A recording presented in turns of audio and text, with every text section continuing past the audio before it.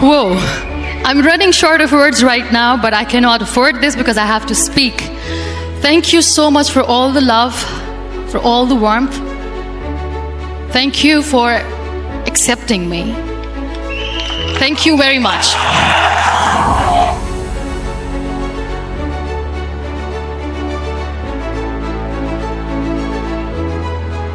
Well, I always start my talk with a disclaimer.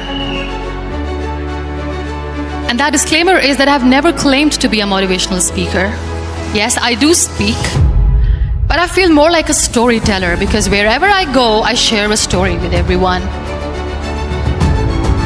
Well, it is a story of a woman whose perfectly imperfect life made her who and what she is today. It's the story of a woman who, in pursuit of her dreams and aspirations, made other people realize that if you think that your life is hard and you're giving up on that because you think your life is unfair, think again. Because when you think that way, you are being unfair to your own self.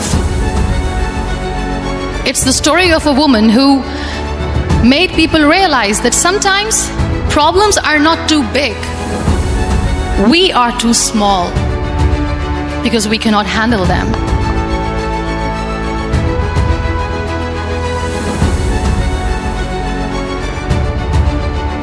It is the story of a woman who with time realized the real happiness doesn't lie in success, money, fame.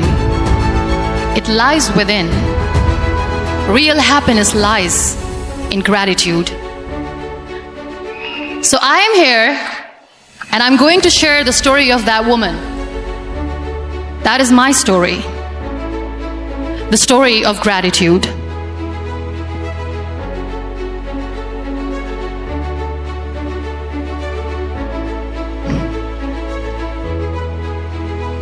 I love you too. I love you all. I believe in the power of words. Many people speak before they think. But I know the value of words. The words can make you, break you, they can heal your soul, they can damage you forever. So I always try to use the positive words in my life wherever I go. They call it adversity, I call it opportunity. They call it weakness, I call it strength. They call me disabled, I call myself differently abled. They see my disability. They see my disability, I see my ability. There are some incidents that happen in your life, and those incidents are so strong that they change your DNA. Those incidents or accidents are so strong that they break you physically. They deform your body, but they transform your soul.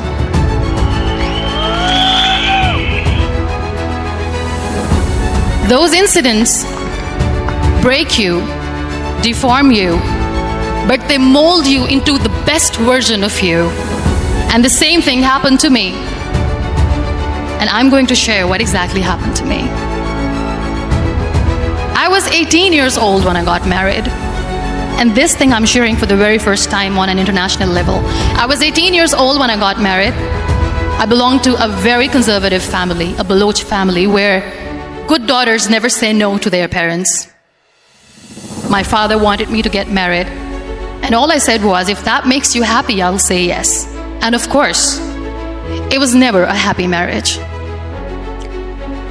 Just about after 2 years of getting married, about 9 years ago, I met a car accident.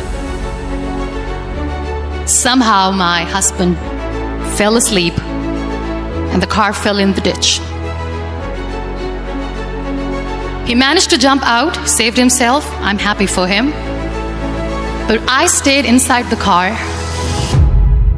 and I sustained a lot of injuries. The list is a bit long. Don't get scared. I'm perfectly fine now. Radius ulna of my right arm were fractured. The wrist was fractured. Shoulder bone and collarbone were fractured. My whole rib cage got fractured. And because of the rib cage injury, lungs and liver were badly injured. I couldn't breathe.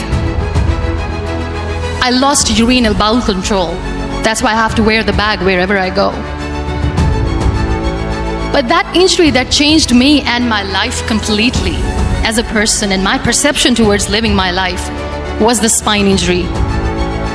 3 vertebrae of my backbone were completely crushed, and I got paralyzed for the rest of my life.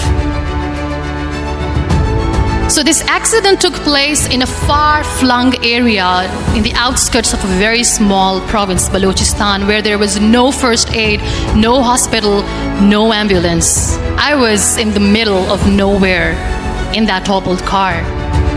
Many people came to rescue. They gave me CPR. They dragged me out of the car. And while they were dragging me out, I got the complete transection of my spinal cord. And now there was this debate going on. Should we keep it here? She's going to die. Where should we go? There is no ambulance. There was this 4-wheeler Jeep standing in the corner of the street. They said, put her in the back of the Jeep and take her to the hospital, which is 3 hours away from this place. And I still remember that bumpy ride. I was all broken. They threw me at the back of the Jeep and they rushed me to the hospital. That is where I realized that my half body was fractured and half was paralyzed. I finally ended up in a hospital where I stayed for 2.5 months. I underwent multiple surgeries. Doctors have put a lot of titanium in my arm. There's a lot of titanium at my back to fix my back. That's why people in Pakistan call me the Iron Lady of Pakistan.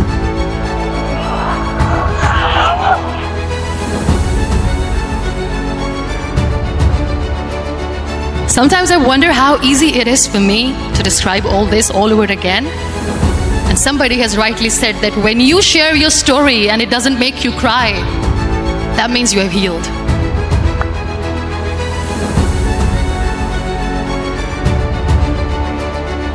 Those 2.5 months in the hospital were dreadful.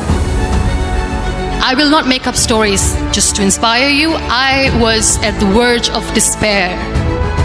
One day, doctor came to me and he said, well, I heard that you wanted to be an artist, but you ended up being a housewife. I have a bad news for you. You won't be able to paint again because your wrist and your arm are so deformed, you won't be able to hold a pen again. And I stayed quiet. Next day, doctor came to me and said, your spine injury is so bad, you won't be able to walk again. I took a deep breath and I said, it's all right. The very next day, doctor came to me and said, because of your spine injury and the fixation that you have in your back, you won't be able to give birth to a child again. That day, I was devastated. I still remember, I asked my mother, why me? And that is where I started to question my existence. Why am I even alive? What's the point of living? I cannot walk, I cannot paint, fine. I cannot be a mother. And we have this thing in our heads, being women, that we are incomplete without having children. I am going to be an incomplete woman for the rest of my life. What's the point? People are scared. They think I will get divorced. What is going to happen to me? Why me? Why am I alive? We all try to chase this tunnel. We all do this because we see light in the end of the tunnel, which keeps us going. My dear friends, in my situation, there was a tunnel that I had to roll on, but there was no light.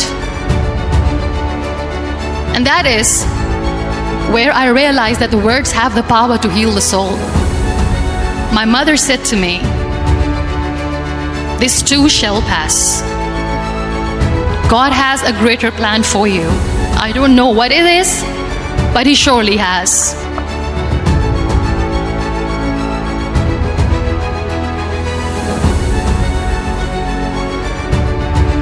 And in all that distress and grief, somehow or the other, those words were so magical that they kept me going. I was trying to put that smile on my face all the time, was hiding. It was so hard to hide the pain, which was there. But all I knew was that if I will give up, my mother and my brothers will give up too. I cannot see them crying with me. So what kept me going was, one day I asked my brothers, I know I have a deformed hand, but I'm tired of looking at these white walls in the hospital and wearing these white scrubs. I'm getting tired of this. I want to add more colors to my life. I want to do something. Bring me some colors. Bring me some small canvas. I want to paint. So the very first painting I made was on my deathbed, where I painted for the very first time. It was not just an art piece or just my passion. It was my therapy. What an amazing therapy it was. Without uttering a single word, I could paint my heart out. I could share my story. People used to come and say, what lovely painting. So much color. Nobody could see the grief in it. Only I could. So that's how I spent 2.5 months in my hospital, crying, never complaining or whining, but painting. And then I was discharged and I went back home. And I went back home and I realized that I have developed a lot of pressure ulcers on my back and on my hip bone. I was unable to sit. There were a lot of infections in my body, a lot of allergies. So doctors wanted me to lie down on the bed straight for not 6 months, for not 1 year, for 2 years. I was bedridden, confined in that one room, looking outside the window, listening to the birds chirping, and thinking maybe there will be a time when we'll be going out with the family and enjoying the nature. That was the time where I realized how lucky people are, but they don't realize. That is the time where I realized that the day I'm going to sit, I'm going to share this pain with everyone to make them realize how blessed they are, and they don't even consider them lucky. There are always turning points in your life. There was a rebirth day that I celebrated. After 2 years and 2.5 months, when I was able to sit on a wheelchair, that was the day when I had the rebirth. I was a completely different person. I still remember the day I sat on the wheelchair for the first time, knowing that I'm never going to leave this, knowing that I won't be able to walk for the rest of my life. I saw myself in the mirror and I talked to myself. And I still remember what I said. I cannot wait for a miracle to come and make me walk. I cannot sit in the corner of the room crying, cribbing and begging for mercy because nobody has time. So I have to accept myself the way I am. The sooner the better. So I applied the lip color for the first time.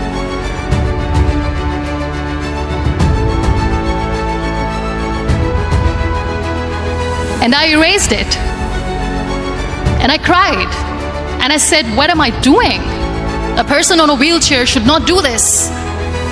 What will people say? Clean it up. Put it again. This time I put it for myself. Because I wanted to feel perfect from within.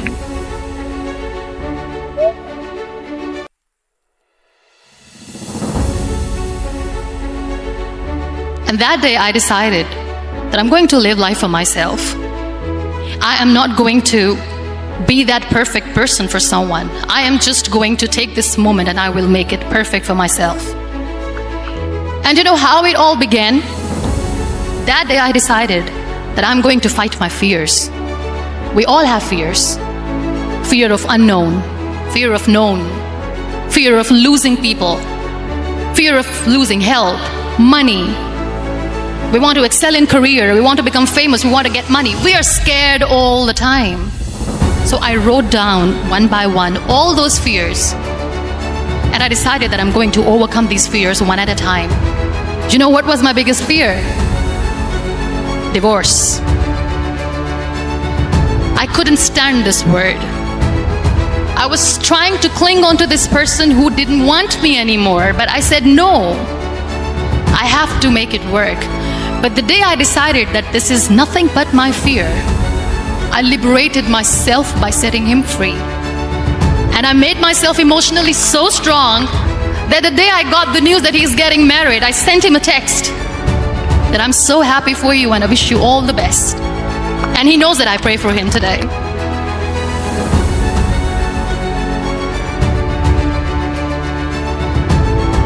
My biggest fear, number 2, was I won't be able to be a mother again. And that was quite devastating for me. But then I realized there are so many children in the world, all they want is acceptance. So there is no point of crying, just go and adopt one. And that's what I did.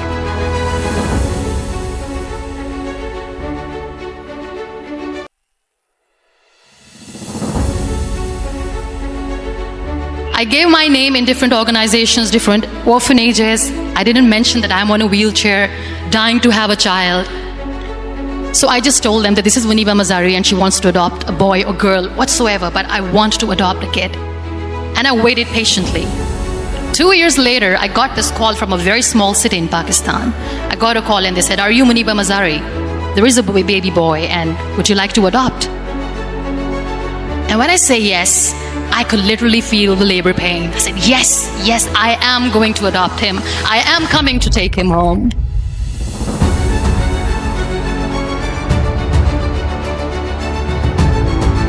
And when I reached there, the man was sitting and he was looking at me from head to toe. And in back of my head, I kept thinking that, oh my God, he's going to say she's on the wheelchair. She doesn't deserve it. How is she going to take care of him? And I looked at him and I said, do not judge me because I'm on the wheelchair. But you know what he said? He said, I know you will be the best mother of this child. You both are lucky to have each other.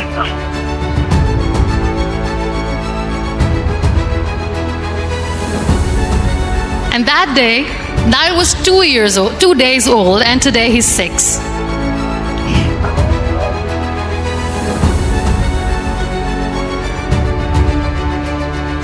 You'll be surprised to know another bigger fear that I had in me. It was facing people. I used to hide myself from people. When I was on bed for 2 years, I used to keep the door closed. I used to pretend that I'm not going to meet anyone, tell them that I'm sleeping. You know why? Because I couldn't stand that sympathy that they had for me. They used to treat me like a patient. When I used to smile, they used to look at me and say that, "You're smiling, are you okay?" I was tired of this question being asked, "Are you sick?" Well, a lady yesterday at the airport asked me, "Are you sick?" And I said, well, besides the spinal cord injury, I'm fine, I guess.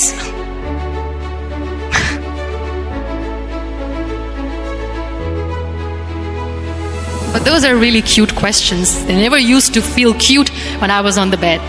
So I used to hide myself from people, knowing that, oh my God, I'm not going to see that sympathy in their eyes. It's all right.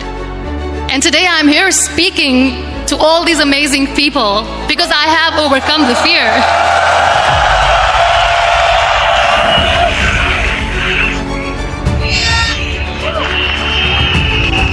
You know, when you end up being on the wheelchair, what's the most painful thing?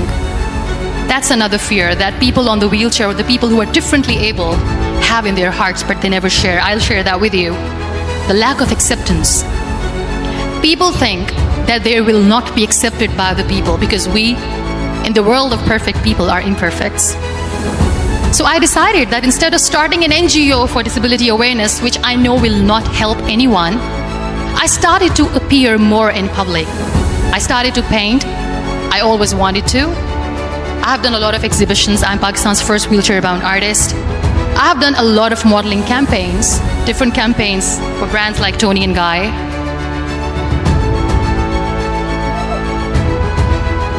I have done some really funny, breaking the barriers kind of modeling. There was this one by the name Clown Town where I became a clown because I know that clowns have hearts too. And then I also decided that if I really want to make the difference, I am not going to let people use me for their polio campaigns where they will make you a victim and an emblem of misery and mercy and will say that, you know what, give polio drops to your children or they'll become like this girl. I decided that I'm going to join the national TV of Pakistan as an anchor person, and I've been doing a lot of shows for the last 3 years.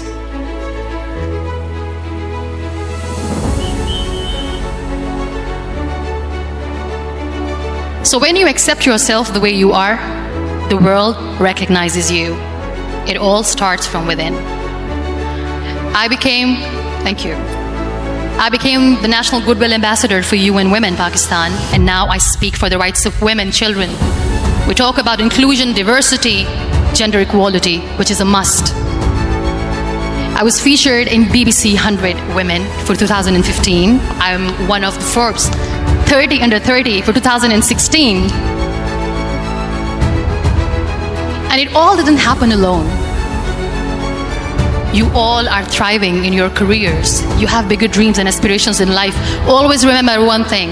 On the road to success, there is always we, not me. Do not think that you alone can achieve things. No. There is always another person who is standing behind you, maybe not coming on the forefront, but behind you, praying for you and supporting you. Never lose that person. Never.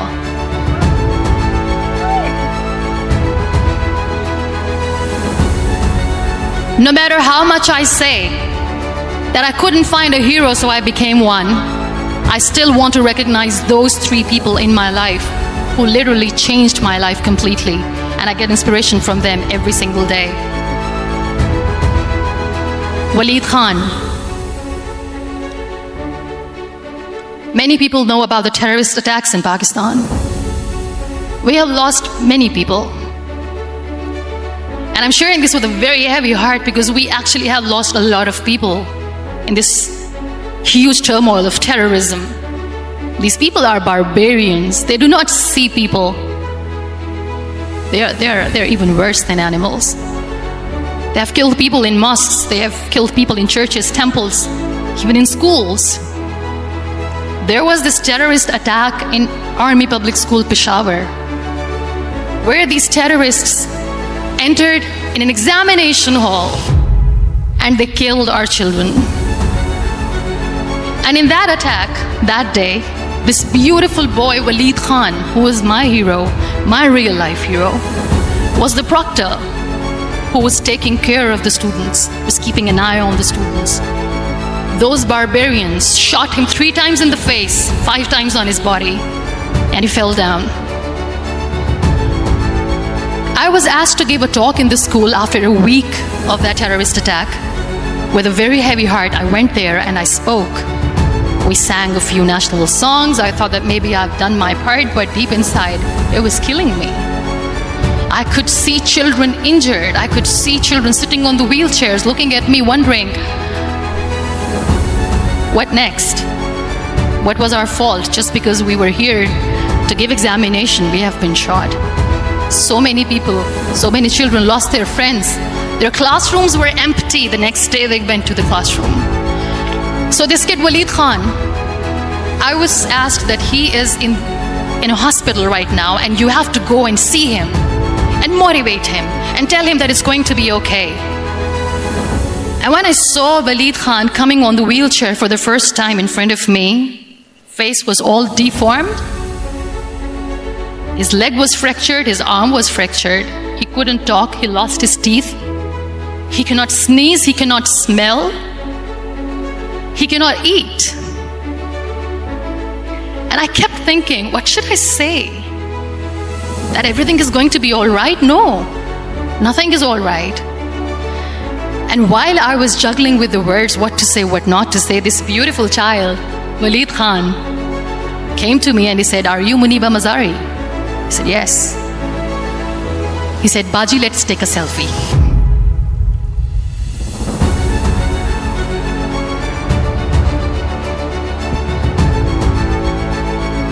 And with that beautiful toothless smile of Waleed Khan, we took that beautiful selfie that I still have with me.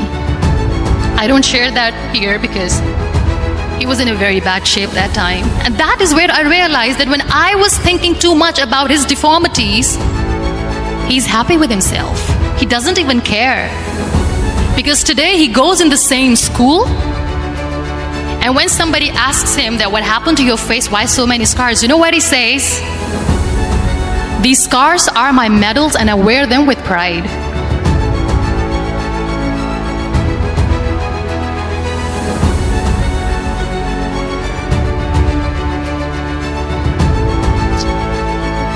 And how beautifully he says the terrorists wanted me not to study. I am going to study. I will become a doctor one day.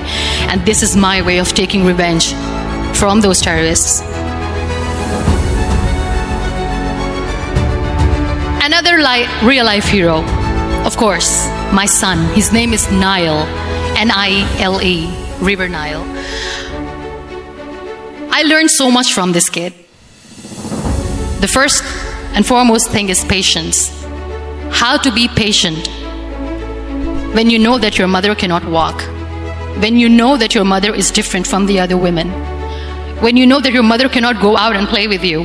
How to stay calm. He loves football.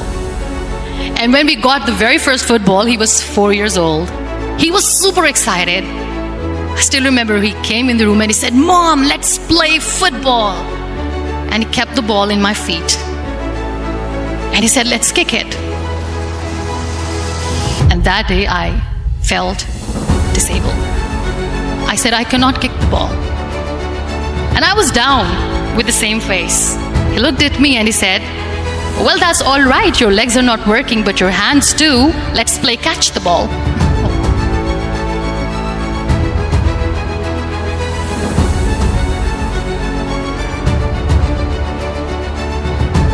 You know, with that day, he made me realize that when you think your glass is half empty, come on, your glass is half full. It's all in here and here. Last but not least, the woman who made me realize that heroes have no gender. The woman who believed in me even when I was completely at the verge of despair, where everybody left, she was there.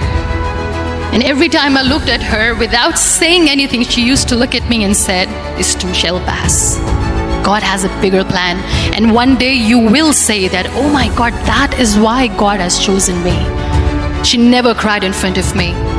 She has always said that there will be haters, there will be naysayers, there will be disbelievers, and then there will be you proving them wrong. My mother.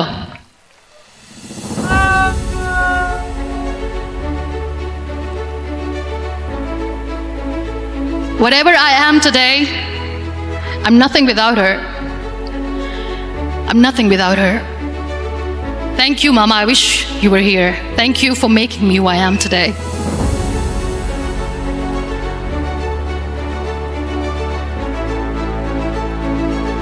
You know what? We human beings have a problem.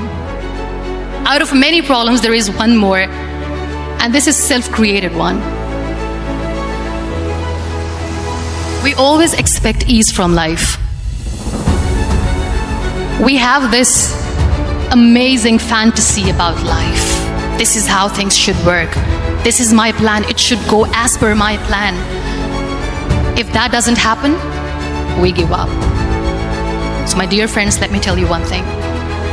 I never wanted to be on the wheelchair. Never thought of being on the wheelchair. I was always aspiring to do bigger things, but had no idea that for that I have to pay the price to be where I am today. It's a very heavy price. This life is a test and a trial, and tests are trials are never supposed to be easy. So when you are expecting ease from life, and life gives you lemons, then you make the lemonade, and then do not blame life for that, because you were expecting ease from a trial. Trials make you a stronger, better person.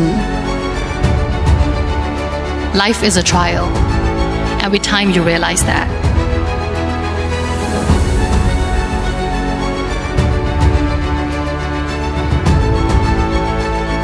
It is okay to be scared. It is okay to cry. Everything is okay, but giving up should not be an option. They always say that failure is not an option. Failure should be an option, because when you fail, you get up, and then you fail, and then you get up, and that keeps you going. That's how humans are strong.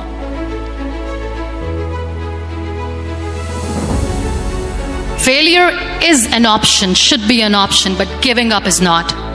Never. We have this thing in minds. We call it perfection. We want everything perfect. We want ourselves to be perfect. There is this image in our head about everything. Perfect life, perfect relationships, perfect career, perfect amount of money that we need to earn no matter what. Nothing is perfect in this world. We all are perfectly imperfect, and that is perfectly all right. That's all right. We were sent here not to become the perfect people. Those people who tell you how to look perfect, even those people are imperfect. Trying to fight this fear of looking imperfect. I used to be perfect. I still remember. I got this compliment years ago when I used to walk. Oh my God, look at you. You're fair, you're tall, you're perfect. Look at me now.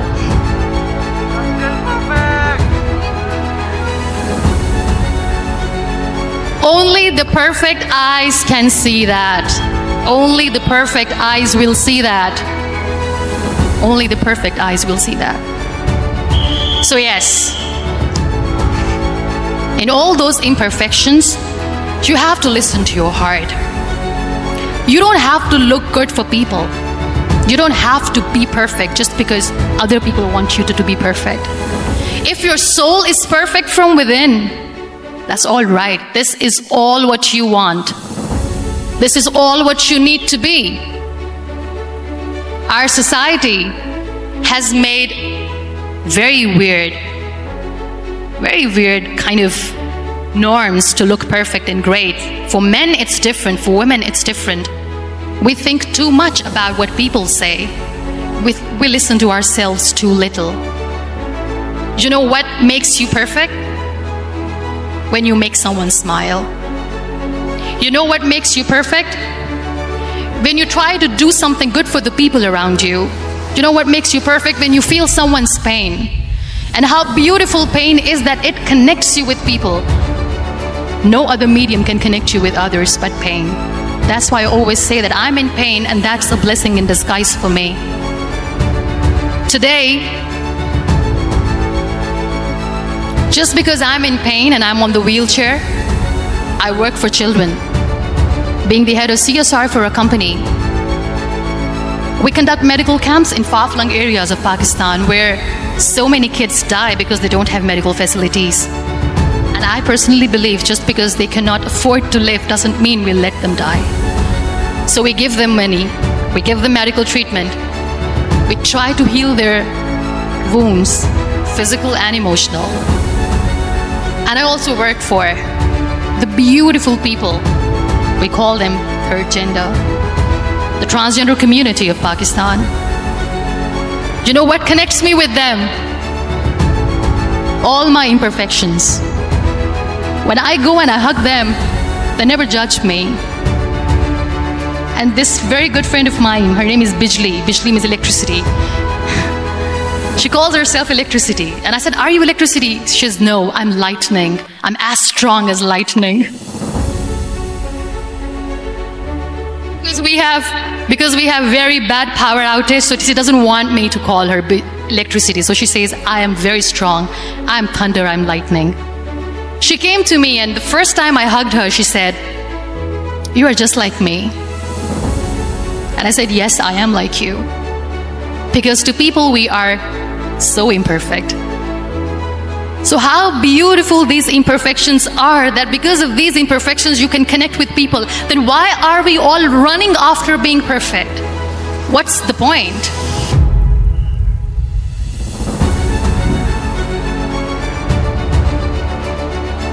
Every time I go in public, I always smile. It's always a big toothy smile on my face, and people ask me, don't you get tired of smiling all the time? What's the secret? I always say one thing, that I have stopped worrying about the things that I have lost, the people that I have lost. Things and people who were meant to be with me are with me. And sometimes, somebody's absence makes you a better person. Cherish their absence. It's always a blessing in disguise. I always say that people are so lucky they don't even realize. You must be thinking, okay, you're lucky in what sense? Well, the breath that you just took was a blessing. Embrace it.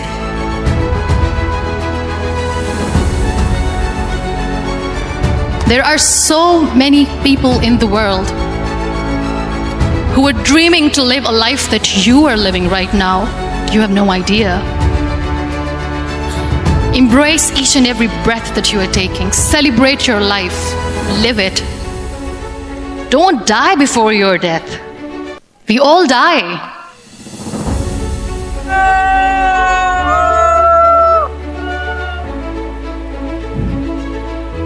We live this one routine of a day for 75 years and we call it life. No, that's not life. If you're still thinking why you have been sent here, if you're still juggling with the concept of why you are here, you haven't lived yet. You work hard, you make money, you do it for yourself. That's not life. You go out, you seek for people who need your help, you make their lives better. You become that sponge which can absorb all the negativity, and you become that person who can emit beautiful positive vibes. And when you realize that you have changed someone's life, and because of you, this person didn't give up, that is the day when you live. Always.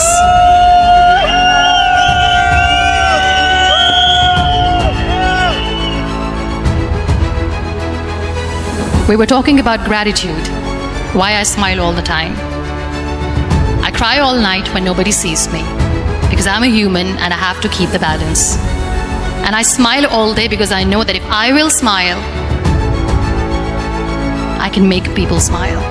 That keeps me going.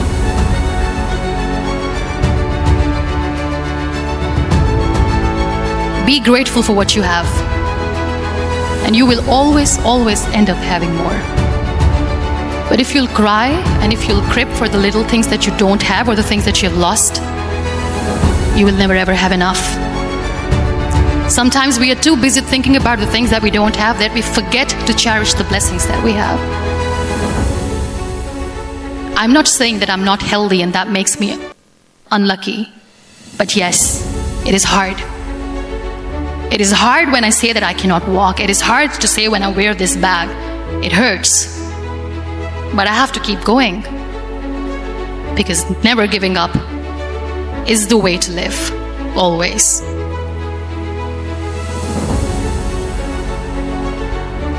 So I'll end my talk on a very short note.